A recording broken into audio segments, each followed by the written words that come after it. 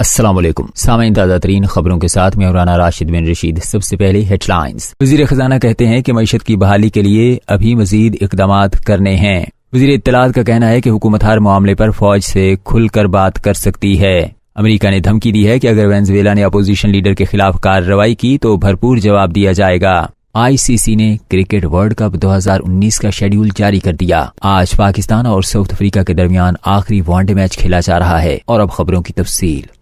وفاقی وزیر خزانہ اسد عمر کا کہنا ہے کہ سرمایہ کاری کے بغیر معاشی اہداف حاصل نہیں کیے جا سکتے، جبکہ معیشت کی بحالی کے لیے ابھی مزید اقدامات کرنا ہے۔ ان کا کہنا تھا کہ 18ویں ترمیم کے بعد زراعت کا شعبہ صوبائی معاملہ بن گیا۔ صنعتیں چلانا سرمایہ کاروں کا کام ہے اور حکومت کا کام معاونت کرنا ہے۔ ان کا کہنا تھا کہ ٹیکس ریٹرن فائل کرنے والوں کے لیے آسانیاں پیدا کریں گے اور اس حوالے سے کام جاری ہے۔ اداروں میں آڈٹ کا نظام ضروری ہے۔ فائنانس بل میں خواتین کے لیے کافی کچھ ہے، جبکہ بجلی پیدا کرنے کے لیے آزادی ہونا چاہیے۔ وفاقی وزیر خزانہ اسد عمر کا مزید کہنا تھا کہ معیشت کی بحالی کے لیے ابھی مزید اقدامات کرنے ہیں۔ سرمایہ کاری کے بغیر معاشی اہداف حاصل نہیں کیے جا سکتے، تاہم 21ویں صدی میں معاشی مقابلہ نجی شعبے نے کرنا ہے۔ ان کا کہنا تھا کہ حکومت کے لیے اکیلے مقابلہ کرنا ممکن نہیں، ساتھ مل کر چلنے سے آسانیاں پیدا ہوتی ہیں۔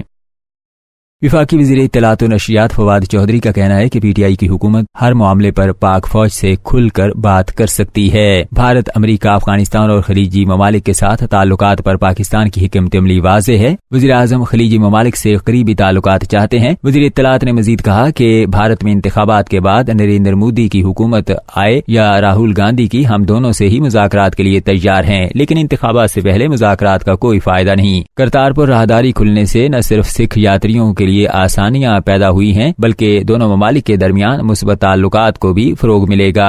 وفاقی وزیر اطلاعات و نشریات کا مزید کہنا تھا کہ پاکستان افغان طالبان کو مذاکرات کی میز پر لانے میں کامیاب ہوا۔ امریکی صدر نے بھی پاکستان کی اس کاوش کو سراہا ہے۔ افغانستان میں امن پاکستان کے لیے نہایت اہمیت کا حامل ہے، جبکہ افغانستان امن مذاکرات کے بعد وزیر اعظم عمران خان سے امریکی صدر کی ملاقات متوقع ہے۔ سندھ کے سرکاری ہاسپٹلز میں ڈاکٹرز کی جانب سے ہڑتال جاری ہے۔ ڈاکٹرز نے 3 روزہ ہڑتال کرتے ہوئے OPDs کو بند کر دیا ہے۔ یہ ہڑتال گزشتہ روز سے جاری ہے۔ ڈاکٹرز ایکشن کمیٹی کا کہنا ہے کہ سندھ کے ڈاکٹرز کو بھی پنجاب کے ڈاکٹرز کے مساوی تنخواہ اور الاؤنسز فراہم کیے جائیں۔ مطالبات کی منظوری کے لیے حکومت کو 1 ہفتے کا وقت دیا گیا تھا، لیکن سندھ حکومت نے کوئی رابطہ نہیں کیا۔ اگر 3 دن میں مطالبات منظور نہیں ہوئے تو ایمرجنسی اور وارڈز میں بھی ہڑتال کریں گے۔ سندھ میں ڈاکٹرز کی ہڑتال کے باعث مریضوں کو شدید مشکلات کا سامنا کرنا پڑ رہا ہے۔ امریکہ کی قومی سلامتی کے مشیر نے وینزویلا کی حکومت کو خبردار کیا ہے کہ اگر اس نے اپنے اپوزیشن رہنما اور امریکی سفارتکاروں کے خلاف کوئی قدم اٹھایا تو اسے بھرپور جواب دیا جائے گا۔ واضح ہے کہ امریکہ اور 20 سے زائد ممالک نے وینزویلا کے اپوزیشن رہنما کو وینزویلا کا نگران صدر تسلیم کیا ہے، جنہوں نے حکومت مخالف مظاہروں کا اعلان بھی کر دیا ہے۔ انجمن تاجران سٹی فیصل آباد کے صدر خواجہ شاہد ارزاق اور جنرل سیکریٹری چودھری محمود عالم جٹ نے اپنے ایک بیان میں کہا ہے کہ لاہور میں پولیس اہلکاروں کی جانب سے موٹر سائیکلوں کو غیر قانونی طور پر فروخت کیے جانے کا انکشاف انتہائی افسوسناک ہے۔ ان کا کہنا تھا کہ انہوں نے ہمیشہ پولیس کے محکمے کا احترام کیا ہے، تاہم کالی بھیڑیں اس محکمے کو بدنام کر رہی ہیں، جن کے خلاف بھرپور قانونی کارروائی ہونی چاہیے۔